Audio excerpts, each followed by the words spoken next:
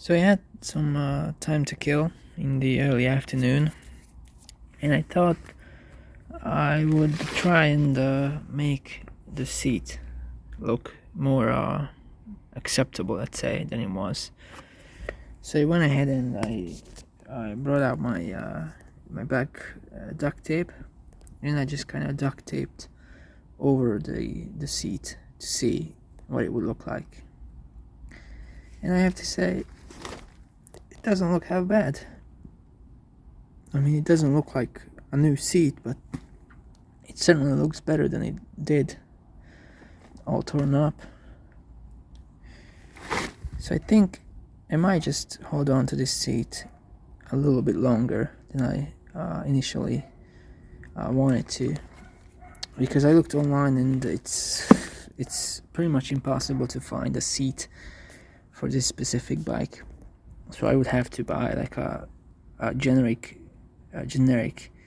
seat and then try to fit it on, which I probably will do at some point, but for now I think this will just do, and I can concentrate my time and money on more important things, like that radiator, for example, because that doesn't look good. But anyway, now I have to go somewhere in a little bit, but after that, today I think I'm gonna tackle the fuel line. I'm gonna try to make new fuel lines and replace the ones that are in a bad condition, and if I have time, I'm gonna run off to B&Q and buy one of those wire wheels for my drill, and then I'm gonna clean up the tank a little bit more, the rust. And if I have the wire wheel, I'll also clean some other rusty spots as well.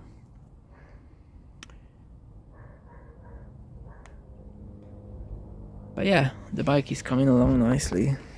Hopefully by, I don't know, today is the 5th of March. Hopefully by the end of April or early May, I'm gonna have the bike ready for adventures, because I'm planning on going on some adventures this summer. So hopefully it's gonna be on this thing. We'll see. So I've made some progress on the bike off camera. I'm not exactly sure what I recorded and what I didn't, but I sanded down some of the spots on the tank, both on the top and on the bottom. The biggest rust spots, also on the frame of the bike as well. Spots I thought might not be only surface rust. I sanded down to check. I went to B&Q and bought one of these attachments for the drill, this wire wheel attachment, and that worked wonders, getting rid of rust. Also, I tackled the hoses. I connected the hose I bought over here, which was broken. But the thing is, like I said, this one is a much thicker hose, so I'm not sure if it's gonna be able to bend up to the petcock nicely, or if I'm gonna have to go out and buy like a slimmer one or like a more flexible one. Also, I found some. I got freaked out a little bit because I found some hoses on this bike that went nowhere. Just open-ended hoses. For example, this one over here. It comes out of the carburetor, as far as I can see, over there. Goes into a T-joint over here, and then just kind of goes nowhere. Ends up over here. Also another one, this long one, it comes out from, I think, from the carburetor as well into the T-joint, and then just kind of goes to nowhere. Also this one from the coolant, it comes out of the coolant cap and then again just goes to nowhere. So I went onto Reddit to ask about this, and people on the motorcycle sub told me that this could be normal, that some hoses just go nowhere on motorcycles. They're called vent hoses or overflow hoses, and their function basically is to just kind of vent fuel or coolant out when it's too much in the system, or when there's too much pressure. The excess fuel just kind of goes onto the road basically, which at first I thought I was being pranked, because that sounds like weird, that just coolant and fuel just kind of drips onto the road. But apparently it's true, because I saw other websites mention the same. So yeah, I'm still kind of worried about that one hose, because let me tell you why. Because from the carburetor there's this T-joint that this hose goes into, and then from this T-joint there are two hoses, this one and this one, that go nowhere. Why would there be two? That's what I'm trying to find out. Like, if there is one, I understand that can be the overflow, this one, because it goes underneath the bike. But what about this one? It goes from here, does a little curve, and ends up here. I don't understand why that is. But the thing is, I kept looking, and I cannot find anywhere that it could go. There's no connectors that have no hoses. There are no any valves that I could connect it to. So I guess I'm just gonna leave it like that for now, and then when it comes to turning on the bike, finally I'm gonna see if anything drips from it, and if it does, then that means it needs to be connected somewhere.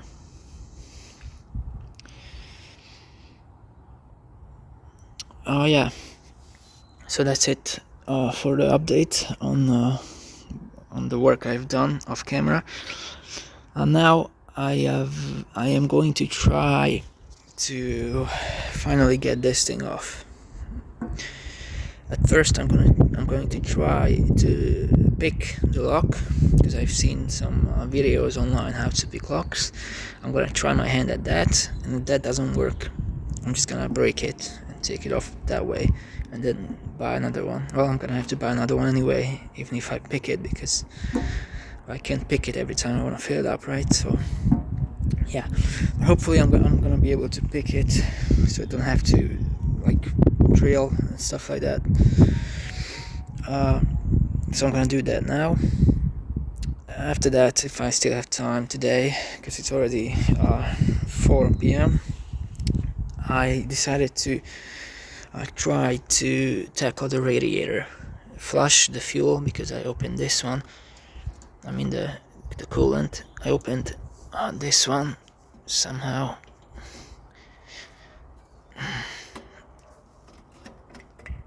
And I can see that there is some pink coolant in there, and I think I can see it starting to crystallize in the hose, maybe. So I think it needs thorough flushing, and then fresh coolant added. And also, how do I put this back? Also, this radiator, it doesn't look very good. I don't know if this can be saved, or if I'm gonna have to buy a new one. But yeah, I'm gonna go online and look it up, how to flush the radiator. I think I'm just gonna have to remove the hoses and then just let it come out, but I'm not sure. I'm gonna have to look it up. After that's done, I don't know if it's gonna be today or tomorrow or what day, but after that's done, I'm gonna tackle the oil. I'm gonna drain the oil from somewhere, I don't know where the drain plug is, and then I'm gonna fill it up with fresh oil. And then after that, I'm going to start assembling the tires. I'm gonna put on the tires because they're just kind of just on there very loosely. I'm gonna put them on like really, and I'm gonna put on the chain on the other side, and then I'm going to try to see if the engine is seized or not. I don't think it is, because I was assured that the engine is good, and I really hope it isn't, because I don't think I can deal with a seized engine. But I've been online and I looked it up how to see if the engine is seized. And basically, there are two ways, easy ways.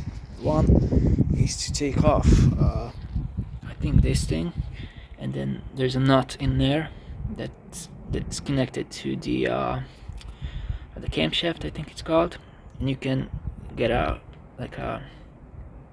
socket wrench or like a ratchet wrench and then turn it, and if it turns, that means the engine is free. And the other way, which I'm probably gonna do, is to put the motorcycle in gear, in a high gear, like third or fourth, and then try to roll it, the whole bike. And if it rolls in gear, that means the engine is turning. And if it doesn't, that means it's seized. So I think that's gonna be the way I'm gonna do it. But until then, there's a lot more work to do. So let's try to do some lockpicking, eh?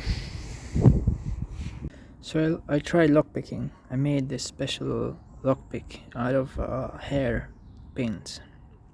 I tried for like half an hour. It didn't work. So then I took my drill and I made this gaping hole in there. But it still just will not turn. I tried everything. It turns a little bit, but it's not enough to get it off. I'm afraid I'm gonna drill through now, because it's quite deep, the hole at this point. It's like about that deep. I'm afraid that I'm gonna drill through and into the tank, and I'd rather not do that. So I'm not sure what to do at this point.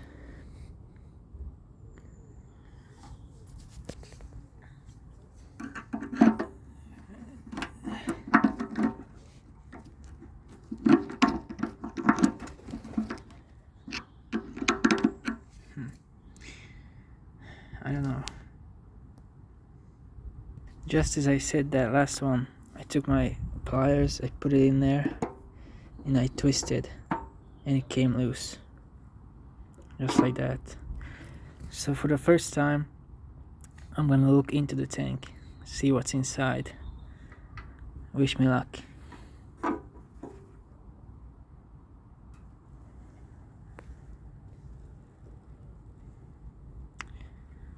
Oh no.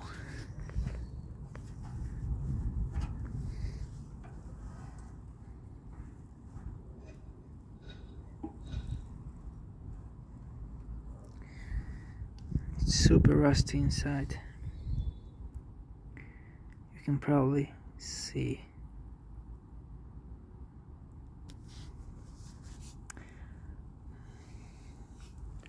Let me just do this.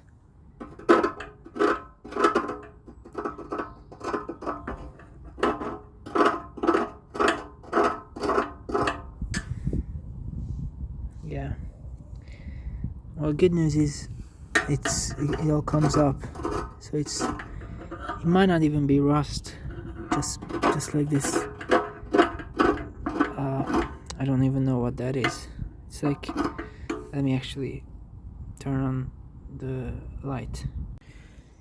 So yeah, I don't know if it's rust or just like sediment from the old fuel, because if you can see, it comes up very easily with just a screwdriver.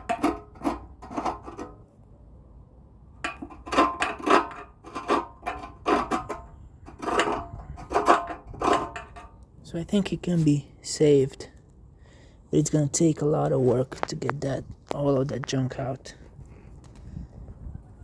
I'm gonna have to go online and look it up, how to get all of that out. Probably need to buy some kind of a thing that I pour in there, let it soak, or maybe some like things to put in there and then shake so that it gets all the junk up, or something like that. But I'm gonna need to clean all of that out. I'm gonna update on how that goes. But I'm so glad this is out. It's so difficult to get out.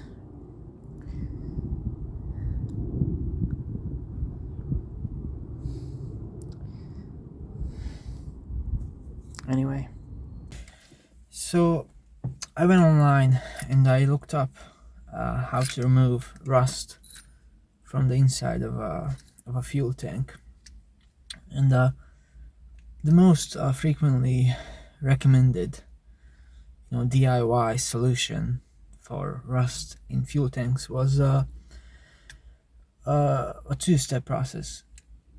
A two-ingredient process. First, you need something, some kind of an acid. But when I say acid, I don't mean like strong acid that melts everything. I mean like a mild acid that's strong enough to loosen rust on metal, but not strong enough to actually damage the metal itself.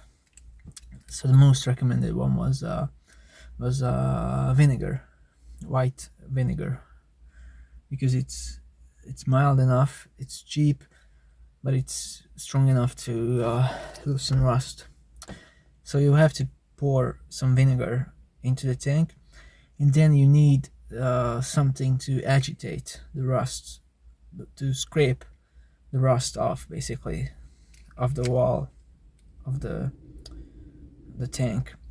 And the most recommended one was just some metal pieces, nuts, bolts, screws, things like that, or even steel BBs, something that has some like sharp edges and stuff like that to scrape. So you put those in, and then you fill the holes, the openings, cover them, and you start shaking the tank. And what that will do is all the screws and nuts inside are gonna bang around and basically scrape off any rust on the sides of the tank. And you have to repeat that a few times in order to get all the rust off. So yeah, I think that's what I'm gonna try. So I'm on my way actually to the grocery store to pick up some vinegar, and then I have some bolts and screws. I have like a whole little bag of like wood screws that I bought for the camper project. So I think I'm just gonna dump those in, shake it up thoroughly, and then repeat the process a few times. I think that's all I'm gonna do today. Just do that over and over again, and see what happens. So yeah, let's go to Tesco. I think that's my best option because they sell everything. Yeah.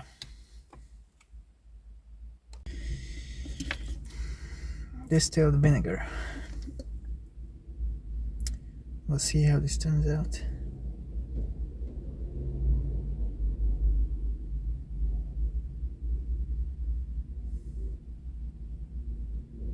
it's actually used for like cooking and stuff. Thought it's gonna be at like the cleaning products, but no, it was like next to the oils. That shows you how good of a cook I am. So back home and start working. Okay, so first thing first, we're gonna have to cover the holes.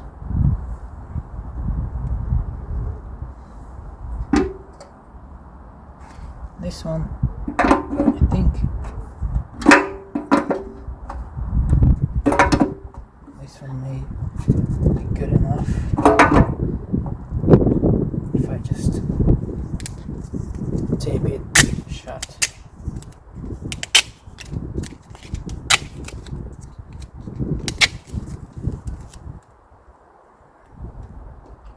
Well, I have to record on this stuff, of course. And then for this one, I think I'm just gonna tape it over, see how it goes. Like this.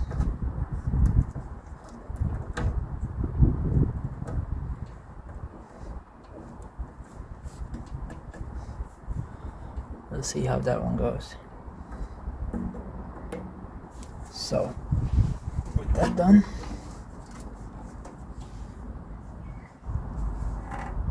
now we can pour in the vinegar. I don't know if I should dilute it with some water or just straight vinegar. It's only 1 liter, so it might not be enough.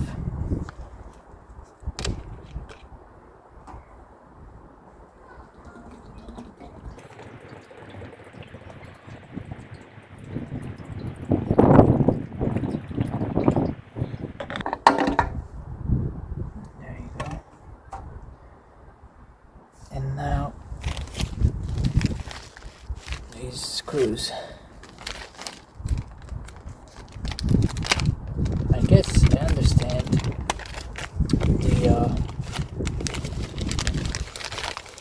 the theory behind this. Just there is no way for me to scrape off the rust from the outside because I can't reach inside. But these things are gonna act as a scrapers. So yeah, feels a bit weird pouring all that in. Yeah. I'll close it up. And now just give it a shake.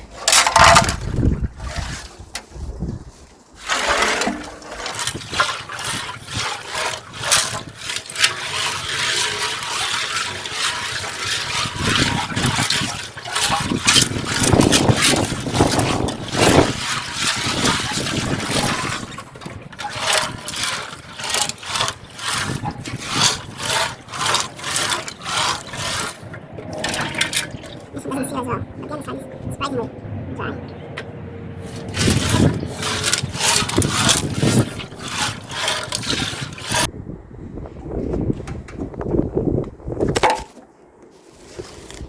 Okay, I'm just gonna hold it.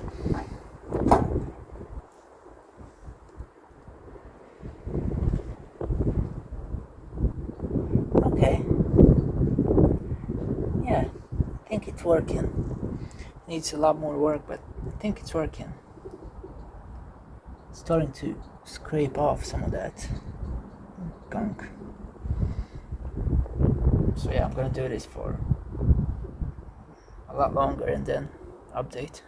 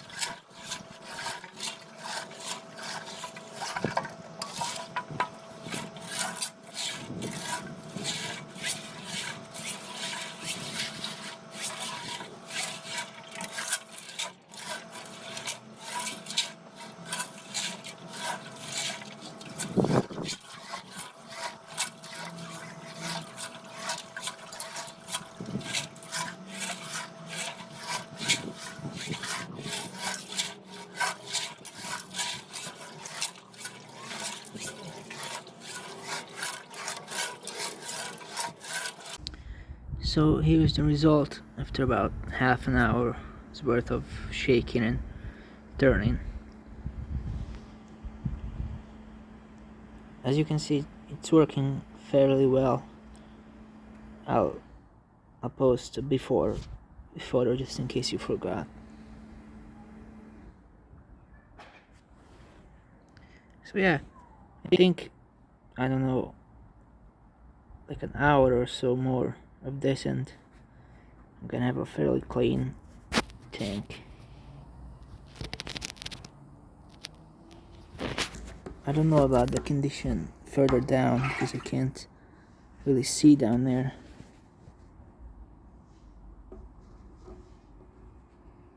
But I'm guessing it's about the same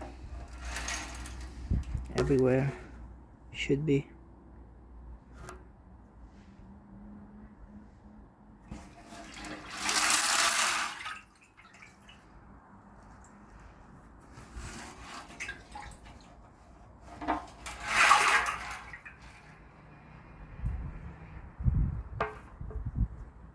Yeah.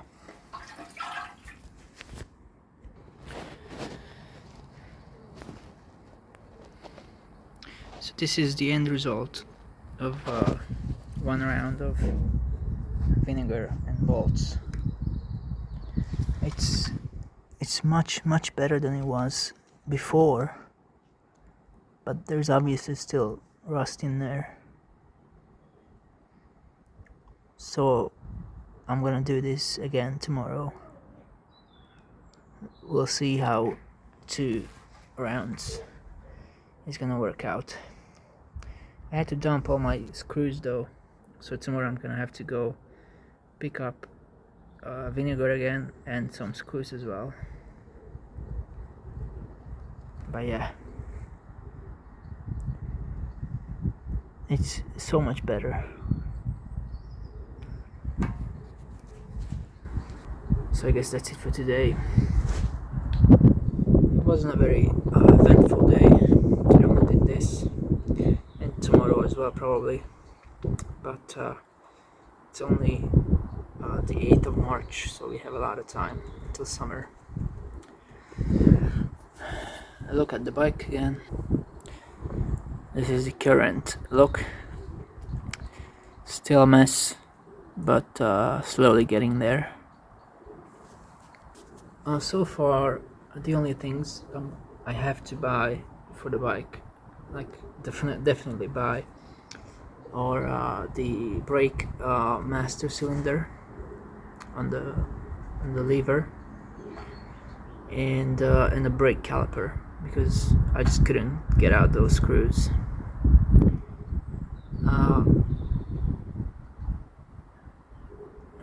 That's it so far, but I'm still not done.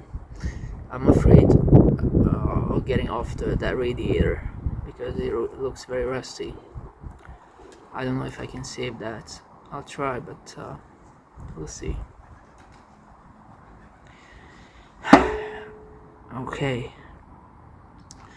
Also, once the tank is clean, I'm gonna have to buy some kind of a tank sealer, because I don't want this to rust again once it's clean.